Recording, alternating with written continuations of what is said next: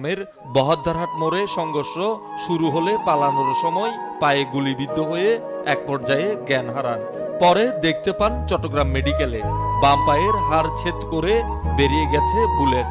বাড়ি চাঁদপুরের শাহরস্তি। তবে দুই মেয়ে ও স্ত্রীকে নিয়ে থাকেন চট্টগ্রামের বিবিরহাটে ভাড়া ঘরে। 10 দিন ধরে আয় রোজগার বন্ধ থাকায় কষ্টে কাটছে দিন।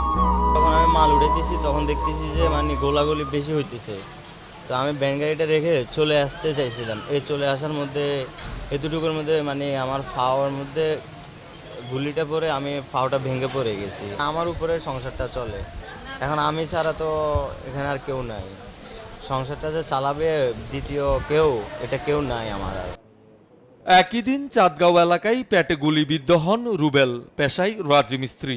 শ্রমিকদের মজুরি দেওয়ার জন্য 36,000 টাকা নিয়ে কর্মস্থলে যাচ্ছিলেন। গুলিবিদ্ধ